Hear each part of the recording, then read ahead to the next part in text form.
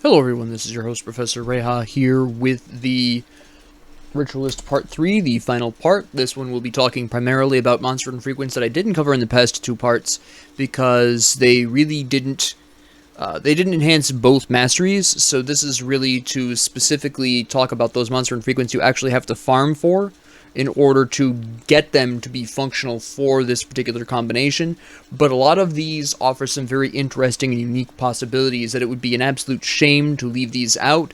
Now, I may have forgotten one or two because I pulled this list together from memory. I use a lot of Monster Infrequents. They're my favorite items to use. My typical endgame builds usually involve a single complete set plus Monster Infrequents. I've experimented quite extensively with Monster Infrequents, and I just love them to pieces. So if I've forgotten a Monster Infrequent that you happen to find is one of your favorites, please mention it in the comments below. Either I forgot it, or it just didn't. I don't normally farm for it with this combination, but these are all of the Monster Infrequents that I personally have used in combination with the Ritualist, either temporarily or more frequently permanently, just for kicks.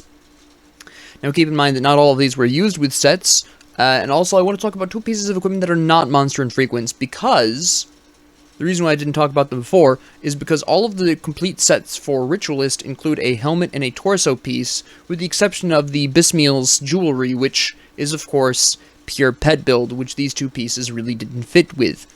You can, of course, splash them in with that if you wanted to do some extra damage yourself, if you wanted to do a kind of combination, a hybrid build.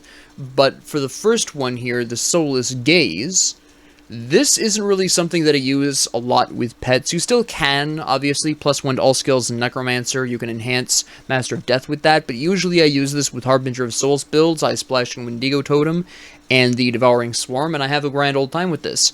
Usually I'll support this with a lot of Monster Infrequent items, but the really interesting thing about this is Drain Soul, which you can activate. It's got a nice short recharge, and it does a decent amount of damage. It converts a small amount of damage, so that's a really nice item there. If you don't have a helmet, and if you're not going to be building a complete set, this is actually a fantastic helmet for the Ritualist. The other one I wanted to talk about, which I do actually usually will use with the Bismiel's set, is the Mythical Skinflare Raiment. It does increase bleeding damage, which of course Primal Bond works with, or if I decided to not go with Primal Bond, I could go into a really nice Harbinger of Souls build with this as well, really take advantage of that vitality damage, increases Siphon Souls and Wendigo Totem, both of which benefit greatly from the vitality and bleeding damage boost. So this is a really nice chest piece, again, if you're not looking for using any of the sets, or if you are just looking for, a temporary chest piece to equip while you are either farming for the set or while you're trying to figure out where you're going to go next.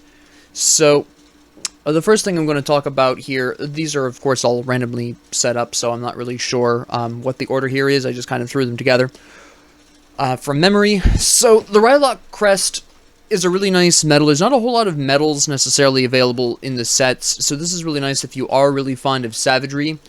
I don't use this quite as much because there's not a whole lot of support. This is something I'll usually use with Stormcallers packed with a savagery-focused build, because you do have the physical damage increase there, and Spectral Wrath, of course, decreases physical resistance, so I will often use this in those particular situations as well. So this is really nice if you are really fond of savagery.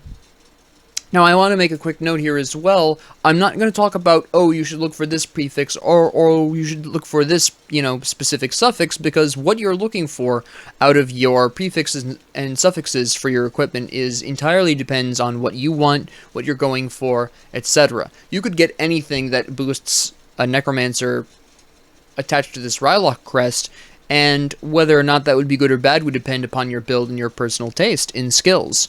For example, if I got something that boosted Wind Devil, I probably wouldn't use it, because I really don't like the Wind Devil. I only really use it in specific situations. That's just me. So I'm not necessarily going to tell you, oh, go for these particular keywords, because that's going to be entirely a personal decision for you based on what you're building and how you want to take your build. But the Rylock Crest is obviously great for savagery, especially with the bleeding damage here. That's really nice. Next, we are going to talk about the Basilisk Crest. Now, this one is specifically really nice with the Dark One's gift set, because that does a lot of poison acid damage, so wanting to use Ravenous Earth is very understandable with that set, and the skill recharge and the skill energy cost decrease for Ravenous Earth makes it a decent bit more spammable, which is really, really nice. This is a fantastic item for that set, and if you can get your hands on some form of boost to Shaman or maybe more Necromancer, totally up to you once again, then this can actually be very useful for that. Also, I'd like to point out this is fairly effective for the Armor of the Eternal Knight, with that cold damage increase, Splash and Ravenous Earth for a bit of damage diversity if you really want to. So, I mean, the Ravenous Earth does also do Aether and Vitality damage, so no matter what you run this with, it'll actually be pretty effective overall as long as you're not going with Stormcaller's Pact. But even then, the cold damage can really help with that anyways. Next, we're going to talk about Hallion's Crest. Now, this is interesting because this is one of the few times I'll use Conjure Primal Spirit, because of how much longer the Primal Spirit will last. I usually will save the Primal Spirit for bosses, heroes, and nemesis, and the extra 6 seconds makes quite an impressive difference, actually. I mean, it also gives you +3 to the Primal Spirit, so it is useful. Besides that, it just boosts the damage output of the Primal Spirit as well, but this is actually one of the few conditions in which I will sit down and use the Primal Spirit pretty consistently, because that is a really impressive amount of time that it will last. To actually keynote here, it lasts for 26 seconds, which is almost a full half minute. Oops, that's the Basilisk Crest. So this is actually one of my favorite medals to use if I do decide I want to use the Primal Spirit. Every once in a while I do just have that urge. I'm a very random person. So I do really find myself using this one pretty consistently for when I want to use the Primal Spirit. Then we have the Rylock Mark. Now this one is also something I'm really fond of, because converting Primal Strike from lightning to vitality damage is incredibly potent. I know it increases chaos damage, which is a little bit of a downside, because obviously the Ritualist doesn't inherently do chaos damage, but the lightning to vitality conversion on Primal Strike is so incredibly useful. If you want to put Primal Strike into a normally full Necromancer build, that is incredibly potent. Especially since Primal Strike still does its bleeding damage as well, and its physical damage, so if you have something on like the, where is this, the Skinflare Raiment, this actually can do you a lot of good as well. So this is actually something I will often bust out, because I'm really fond of that idea of the Vitality Primal Strike. It's just a load of fun. Ilgor's Eternal Vigil. This one isn't really something I use a ton. This is something I typically bust out with Armor of the Eternal Knight. Of course, because of the cold and vitality damage. The increases to drain essence. Of course, you can use the modification here to this with Grave Chill to really enhance that once again. So this is actually very effective. But really, there's not a whole lot necessarily going on here to use it outside of the Armor of the Eternal Knight context, because a 15% chance of affecting up to 2 targets with Drain Essence. Consider for a hot minute, you would have Drain Essence, right? You have a 15% chance of affecting 2 targets, you have this. And then you have a 20% chance of affecting up to 4 targets. So you'll spontaneously just blurp out and, whoops, hit other enemies with this. So, you know, it's okay. It is really nice with Armor of the Eternal Knight, but that's the only context I've ever permanently equipped this with. The rest of the time it's been something I've temporarily equipped until I could find a better medal. So that is Ilgor's Eternal Vigil. And then we have Mogara's Fangs. Now, the physical damage to Mogdragon's Pact, I find, is a little bit more useful in multiplayer settings. It's also the only really situation that I use Mogara's Fangs permanently, because you can enhance your allies with this as well. Brute Force is, of course, a nice boost, but it's the physical damage to Mogdragon's Pact. Some nice flat physical damage increase is never a bad thing, especially if you're going for a physical build. But for the Ritualist, I've only ever permanently equipped this in the context of going with a hybrid pet build with allies. It's the only context I've ever permanently equipped this. The rest of the time it's been temporary for the sake of, you know, increasing Mogdragon's Pact and giving me some extra damage here. Also, specifically, the Pierce damage is interesting because this actually rewards you for using range. So if you're using a two-handed ranged weapon and you're going with a hybrid pet build and you're working with other people, this is actually incredible. This actually is a quite good piece of equipment for you. But outside of that context, it's very meh. We have Gaulus's Ring. This is, again, something I typically use as filler. Yes, the +3 to Mogdragon's Pact is nice and all. Yes, the increased health and health regeneration is nice and all. But it's honestly not something I use a ton. Again, this is something I usually use as filler. Mark of Plagius. Now, this one's fairly interesting, especially in the context of the Dark One's Gift, because you can put this on, go with the Harbinger of Souls as your ultimate skill, increase acid and vitality damage, of course, which Dark One's Gift does poison, acid, and vitality damage increases, and you are now suddenly doing quite a bit more interesting things. I mean, it's only a small boost to acid damage with Harbinger of Souls, but it's better than nothing. It gives you great chaos resistance, and I find this a very interesting little piece to equip with the Dark One's Gift set very specifically.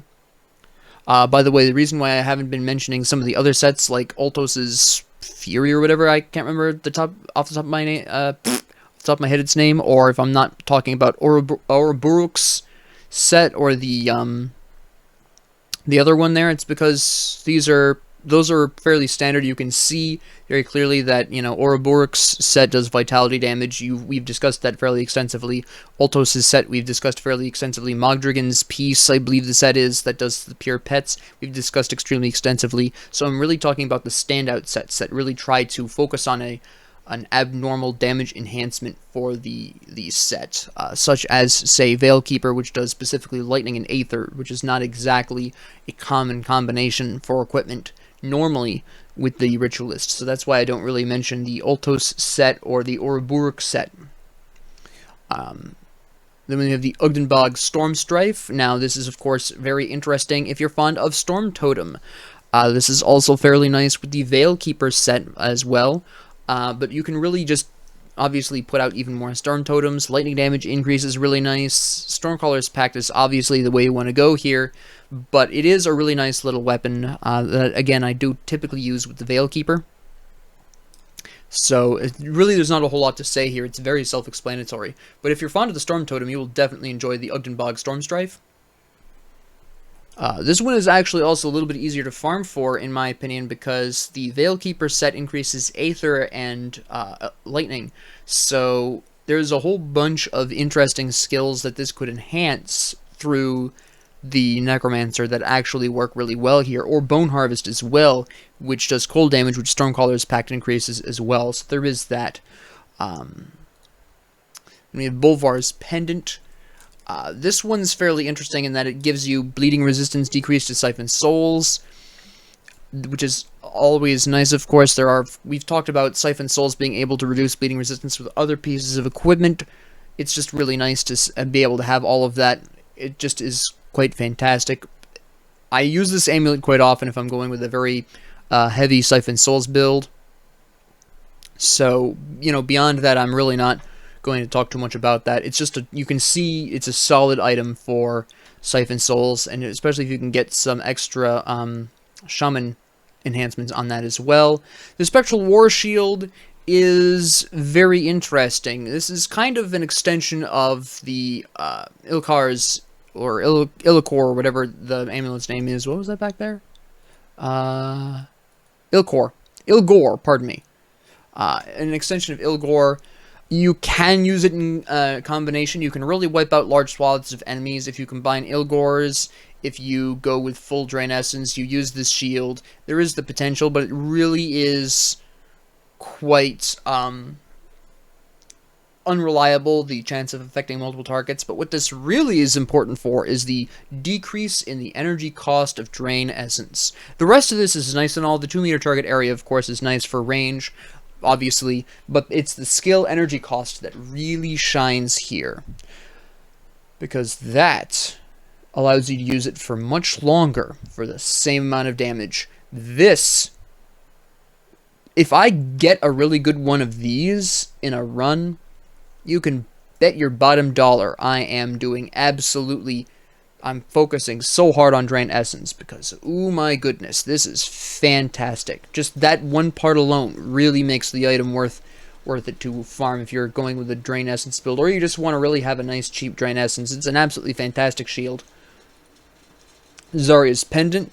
This one really just buffs your Briarthorn. That's basically all there is. If you really are fond of the Briarthorn, or you're going with a hybrid build and the Briarthorn's your only pet, this is a really nice thing to go into. So, Leaf Mane Essence.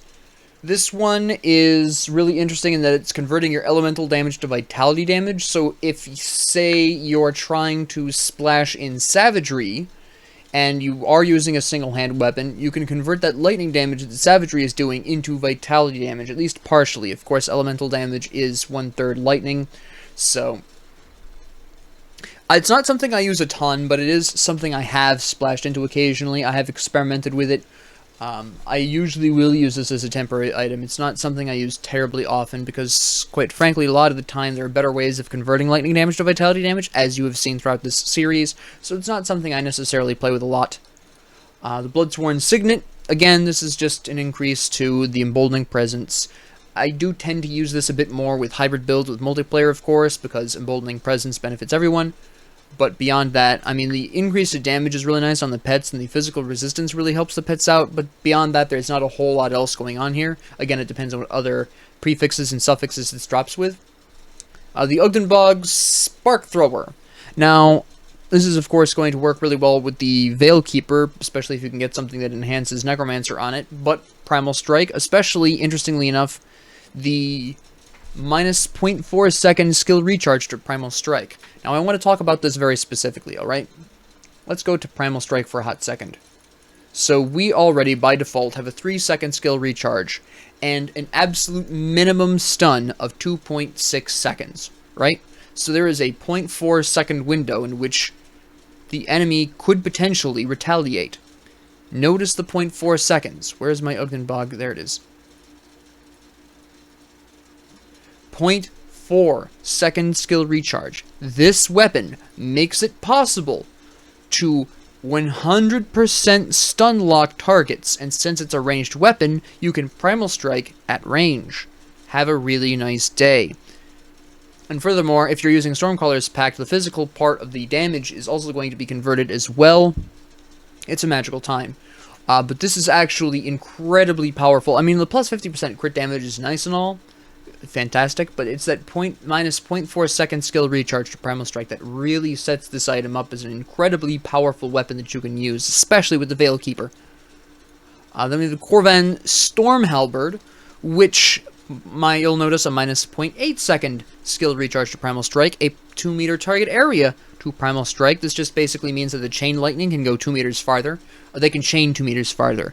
And of course, 35% weapon damage to Primal Strike, which is particularly potent because this is a two-handed weapon with a maximum damage output of 444. So you can see how these two items right here together can really do a lot of good with Primal Strike. It's really extremely potent, especially if you have Spectral Wrath. Then we have the Pulsating Shard. This is something I will usually use if I know I'm going to use Reap Spirit and I don't have anything planned in my offhand. I don't use Reap Spirit a ton, so this isn't necessarily something I use that often. I find Reap Spirit to be very expensive a lot of the times with the old Ritualist, but I do sometimes use it, and this is a really nice item for that particular purpose. The Aether damage increase is quite nice. The energy regeneration is also extremely nice if you're also splashing in Drain Essence. Keep that in mind. Beyond that, I mean, it's fairly standard increases to Reap Spirit, extra crit damage, you know, the energy cost of Reap Spirit going down. Nothing particularly wow here. It's just really nice if you're really fond of Reap Spirit, and it's also extremely effective if you want to use Reap Spirit plus Drain Essence. You Drain Essence, you Drain Essence. Okay, I'm going to blast you with Reap Spirit, keep on draining. So there is that as well. Then we have Voldrax's Crusher. This is really, again, something I'm going to use in multiplayer, but not necessarily in a hybrid pet personal build. The plus 50 health regeneration per second in Mogdragon's Pact actually is quite useful between battles. In my personal opinion, this is fairly nice if you are also going through the the Shattered Realm sometimes. The larger areas, sometimes you can heal back a small amount of health. It can really push you over the edge. The extra physical damage, of course, to Mogdragon's Pact. It's overall, just you can see, it's pretty clean, pretty obvious how this is useful. But this is very interesting. This actually can be quite useful. The Yeti Horn. This is one of the few items that will really get me to use Wind Devil, and in this particular context, I really like to spam Wind Devils. I don't even use much else. Consider that Wind Devils, by nature, they live for 14 seconds. Yep, that's fine. 3 summon limit, that's fine. A 4.5 second skill recharge, great, delightful. So now you have a 2.5 second skill recharge with Wind Devil. You can summon 4 of them, and what I like to do is just stand there, Wind Devil, Wind Devil, Wind Devil. What I'll often do, not even sometimes, but what I'll often do, and what is incredibly potent, is Primal Strike, Wind Devil. Some other skill, maybe it's regular auto attacks if I have Savagery, maybe it's the Wendigo Totem if I'm going hybrid, maybe it's Drain Essence. It really depends, and then I'll just spam Wind Devils. You can do all kinds of weird things with this, with Wind Devils, because of that faster recharge. Again, 2.5 seconds. So, if you're really fond of the Wind Devil, or what I've also found very effective through a test, if you have an ally in multiplayer who's playing either an Elemental-focused Arcanist or a Elemental-focused Inquisitor, it doesn't matter what their second mastery is, this can be incredibly potent, because the Wind Devils, with their Raging Tempest, reduce elemental resistance, and by a decent amount, too. 30% is nothing to sneeze at. So, if you have allies that are doing a lot of elemental damage, Wind Devils can be incredibly dangerous. You can just stand there and spam these, and basically serve very little other purpose. Build Mogdragon's Pact, who can be a heavy support. Go for Primal Strike, stun the enemy. You know, you've got all kinds of very interesting options with this. The Compelled Wraith is not something I use with the Ritualist a ton. I have used it once as a stopgap. Actually, I've used it twice as a stopgap. I remember that other time. That did not go well. But I've used this twice as a stopgap, and mostly because you don't really need fire resistance down for Siphon Souls. If you're looking for the vitality resistance down and the skill recharge down for Siphon Souls, that's fine, but there are better ways of going about enhancing Siphon Souls, at least for the Ritualist. So that's all I would really say about Compelled Wraith for this class. The Spectral Arbalist, fairly standard. It's a two-handed weapon option that increases spectral binding. There's really not much else more that one can say about this.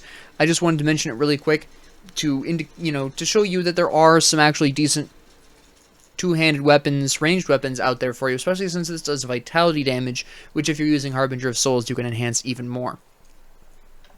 But really, it's the vitality damage. It's a nice two-handed, ranged vitality damage dealing weapon. Yes, please.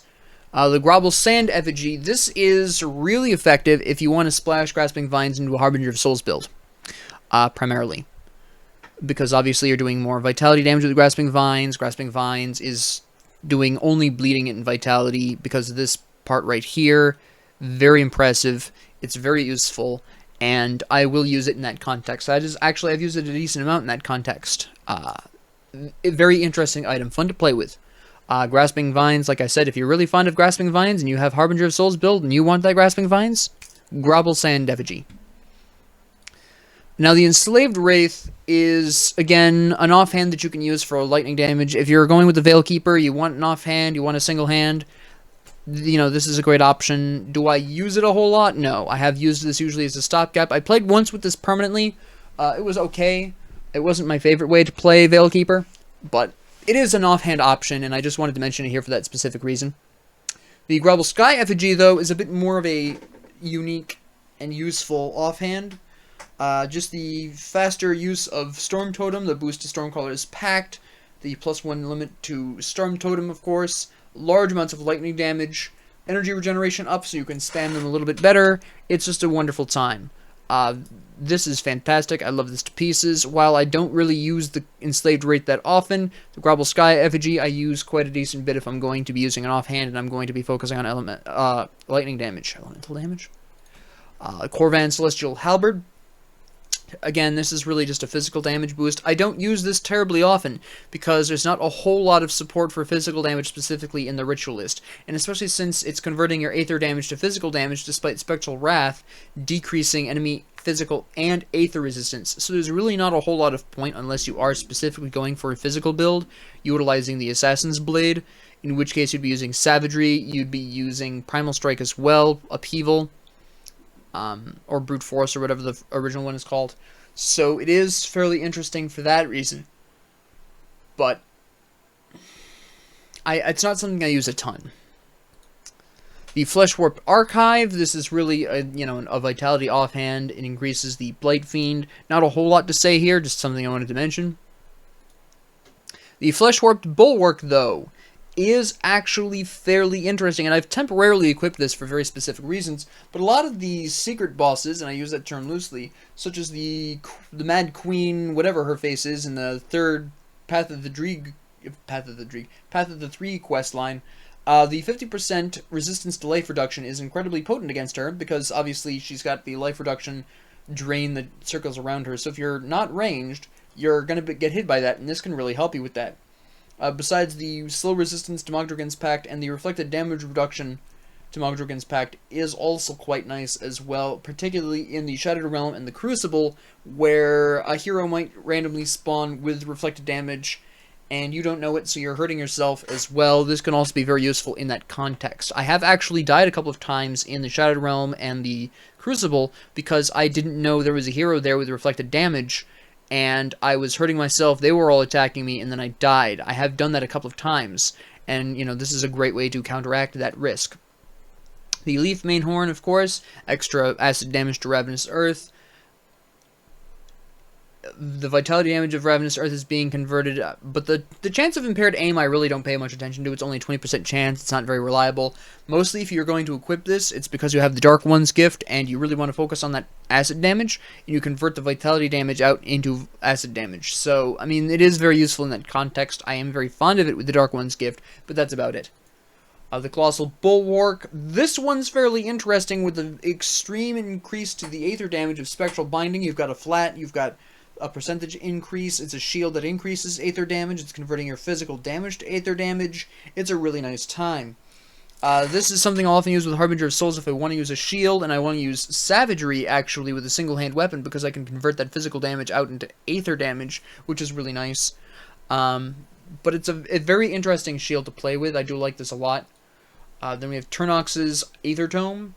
This is an offhand, increases Aether damage, boosts Reap Spirit. If you like Reap Spirit, this is a great item for you. The Heart of Théoden Marcel, again, fairly standard. You have Siphon Souls, you have increases in Aether damage. What is interesting is that it has the Flesh Warped Strikes, which is a kind of like an Aether version of Savagery almost. It is actually very effective a lot of the time, especially if you're very heavily focused on the Aether damage side of things. If you want an Aether version of Savagery, this is a really great solution, especially since it also reduces enemy resistances by a flat amount. But this is actually really fantastic. I have a lot of fun playing with this. This is great fun. I love this to bits. But if you do want like that kind of Aether Savagery, this is where you go for it. And it's just a good item besides. The Scarab Shell is, of course, just enhancing Devouring Swarm, more bleeding damage, which doesn't really matter. Minus 10% bleeding resistance, which does.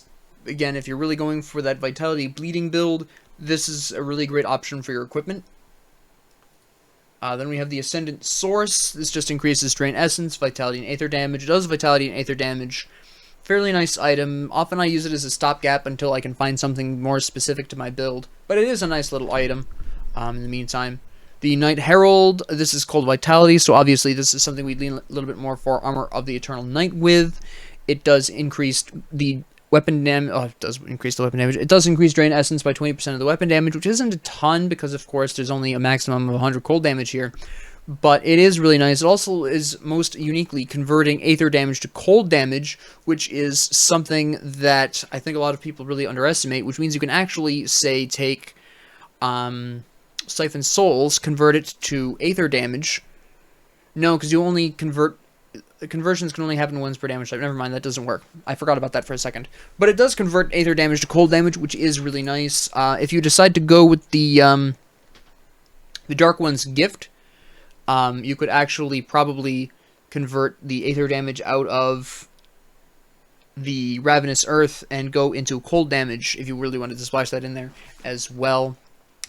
Works really well with, I can't remember the item off the top of my head. Where was that?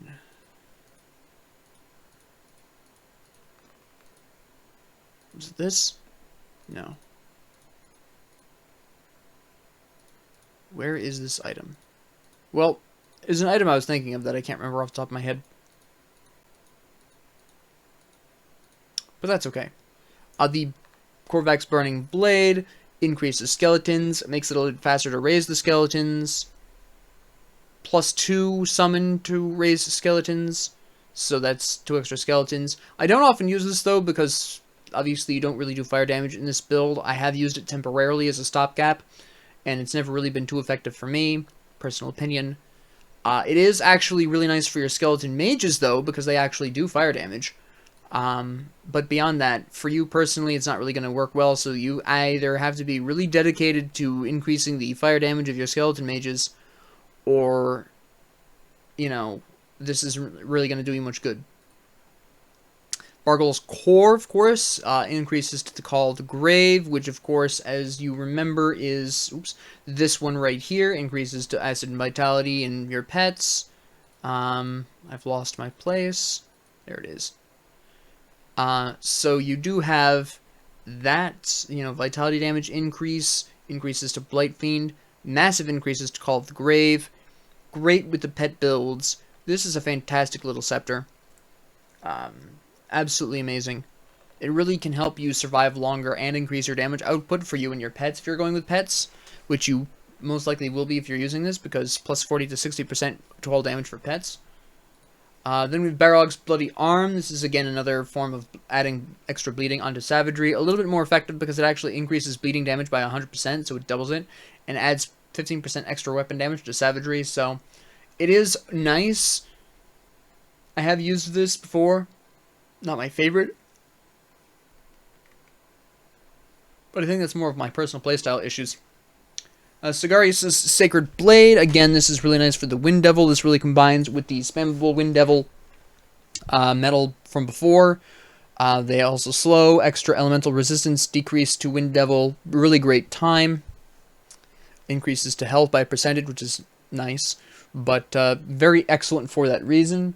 The fire damage that it deals isn't quite as important. It's a bit of a downside. The fire damage that it increases isn't that important, but there it is. The Warden's Judgment. More to the skeletons, +1 summon limit to raise skeletons, -1 second recharge. It's basically the other item from before, except the physical damage of your skeletons will be converted to Aether damage, which is very interesting. That's quite the actual, potentially potent difference there. Then the Storm Herald, Stormcaller's Pact increase. This is really good for the Veil Keeper, because again, lightning and Aether damage is being increased. Beyond that, there's really not much to say else about the Storm Herald. Grundlepith's Tail. This is really good, again, if you're really going for the Reaping Strike. You're going for an auto-attack build with Savagery, maybe. Very strong item for that reason, but outside of the context of Reaping Strike, especially in conjunction with the Primal... I'm sorry, not the Primal... not Primal Strike. I'm having a brain cramp and I can't remember it. Savagery. That's the one. So you do have... it really depends on how specifically you're building. If I'm not going for a full auto-attack build, I probably won't even look at this. The Bone Slicer, of course, just increases to Blood Pact, increases to bleeding damage. Not much really to say here, just thought I'd point it out. Also converts fire damage to physical damage, which is interesting. The Scorpius Bludgeon is, again, something else that you can just grab temporarily. The Rift Claw Scorcher, same old, same old. Although this does actually convert vitality damage to fire damage, which is fairly interesting. And if you really wanted to do a fire ritualist, you actually can through a specific combination of items, but I wouldn't really recommend it because there's no internal increase in the combination for fire damage. So, Bloodrug's Plagued Edge. This is really just +2 to Harbinger of Souls, converting elemental damage to vitality damage, which is nice for converting the lightning damage out of the shaman. And that's really all there is to say about this. It's not a lot, like I said, a lot of these aren't necessarily going to be really complicated. You know, we've got Necrotic Edge increase here. Same story, it's a melee cold weapon, so that's really nice, but that's about it. Malkadar's Dreadblade, we have Necrotic Edge, we have cold damage. Armor of the Eternal Night, of course, is incredibly potent, especially since it actually takes out the vitality damage of Necrotic Edge and puts it into cold damage. So the Armor of the Eternal Night will actually probably really make a lot of good use out of this. Korvac's Stormblade, Raging Tempest, we've talked about that before. It's a single-handed weapon offering for the Veilkeeper set. Wendigo Claw, of course, actually has some more utility. Of course, we have another item that allows the Devouring Swarm to decrease bleeding resistance even more. It does bleeding damage. It has piercing damage if that's really important to you. It is a nice little weapon there for those specific reasons. The Death's Whisper Hood. Now, this one is actually fairly interesting, and I will build this with anything. I'll sometimes build this with anything that uses Bone Harvest to slap on a nice two-handed weapon, and I can really go to town with people with Bone Harvest. It's quite potentially powerful. So keep that in mind if you're using Bone Harvest and you have a two-handed weapon. This can do you a lot of good with plus 60% weapon damage to Bone Harvest. The Ascended Diadem is just really nice boosts to Stormcaller's Pact, but these aren't a necessity. These are only weakened. You know, these just really will help you stay strong. That's about it. It is very useful with the Veilkeeper set. I forgot to mention that. The Ascended Cask, plus 6% resistance to Spectral Binding. This is actually not bad. 6% physical resistance is a good amount of physical resistance to have on a skill. It increases your Aether damage. It increases your Aether resistance. It's a great little Monster Infrequent item to grab if you can. Xantarin's Shoulder Guards. We're talking a whole lot of, Reap Spirit, of course. Increases. I just don't use this very often. I mean, the stats are nice on it, but I'm also not getting any kind of damage buff out of it either. Baldurin's Mantle, same kind of situation, just with the Wind Devils. The Kraval Shoulder Pads, which actually do have some really nice potential because they do increase emboldening presence. They give a bonus to your pets, so that's very effective as well. Again, not much to necessarily see there. This has Nether Edge, Chaos Damage converted to cold damage, doesn't really matter to us, but here they are if you wanted to look at them. Then we have the Corvan Spalders. This is, again, not something I equip a ton. Yes, it increases Feral Hunger, but again, there's no physical or internal trauma damage increase in either of the masteries by any stretch of the imagination, so it's not something that I necessarily want to risk. Then the Gargoyle Spines, Necrotic Edge, of course, Physical Cold, Vitality converted to Physical. Whether or not you consider this for or against the Armor of the Eternal Night or whatever it's called, that's totally up to you. I'm not particularly fond of this. And I've tried it. Fabius's Pauldron, Reaping Strike, Piercing Damage, Attack Speed. Again, not terribly important. Let me see. Benjar's Pauldrons. Bone Harvest. Yeah, that's about it. The physical resistance is nice on it, but that's all you can really say about it. And again, this one's actually fairly interesting because it does actually convert Aether damage to elemental damage, which can really benefit your Stormcaller's Pact, which boosts lightning and cold, so both of those will be boosted, and you'll not really get anything of the fire. So, that's absolutely, very useful in that context. If you want to do a Stormcaller's Pact build, but the Necromancer skills are all Aether damage, poof, there's your problem gone. The Ascendant Shoulder Guards here. Now, I don't really use these a lot unless I'm ranged, so that way I can convert that piercing damage into vitality damage, or run a Harbinger of Souls. Soul Harvest, of course. Have a great time. That's very useful, but outside of a gun, it's really not going to be that useful. Let me see. And then we have Valxteria's Sky Robes. Now, this one's fairly interesting, again, because you do have another item that converts Aether damage to lightning damage. You'll notice this is a small trend. So if you really want to, cobble together a very interesting lightning build, and you want to pull the Aether damage into lightning, this is a great way of starting that. That's really the most significant part here. Then we have the Haunted Vestment, nothing really major to see here. Fire damage converted to Aether damage, but you don't inherently do fire damage. Plus rated Spectral Wrath, Then we have Galakros Dread Plating, an increased Reaping Strike, an increased Aether and Elemental damage, Vitality damage converted to Aether damage. So overall, this will work decently well for either side, as long as you have Reaping Strike and whatever other skill it enhances through its suffixes and prefixes. The Flesh Warped Plate Mail is, it increases Oak Skin. Again, this is something I've only really equipped in multiplayer, but the Chosen Raiment, Ravenous Earth, Vitality damage converted to Poison Acid damage, Poison damage. Yep. Absolutely fantastic. Just absolutely designed to just do a whole bunch of Poison Acid damage. It's a strong torso piece. Grava Thul's Leg Guards, again fairly standard. Spectral Wrath is increased. Try and get something to increase either more Necromancer or Shaman. And Asteria's Leggings, same deal, except Mark of Torment, and the stats are slightly different. And Asteria's Leggings, Storm Touched, stats are slightly different. And Alexander's Leg Guards as well, pretty similar. We've got Hungering Reach here. The Corvan Cask, of course, is really the only way. If you're looking at all these items that I talked about and saw the physical enhancement items and are like, I want to do a physical Ritualist, this is the helmet you equip. Just having Vitality Swarm, Devouring Swarm reduce physical resistances by another 15% is really impressive. So that's, fairly interesting from that standpoint, but it is overall a good meal. The Gargoyle Vision. This really makes Feral Hunger, Bleeding, and Vitality, which is a really nice thing to see. Well, at least partially. So, again, Vitality and Bleeding combination, if you want to go for that kind of build, that's a really great choice. Then we have Spectral Crown. Now, the Spectral Crown fulfills a very interesting specific place. We've seen 1 or 2 second drops for the raised skeletons before, but this Spectral Crown is the actual reason why it's possible to run through the game with minions.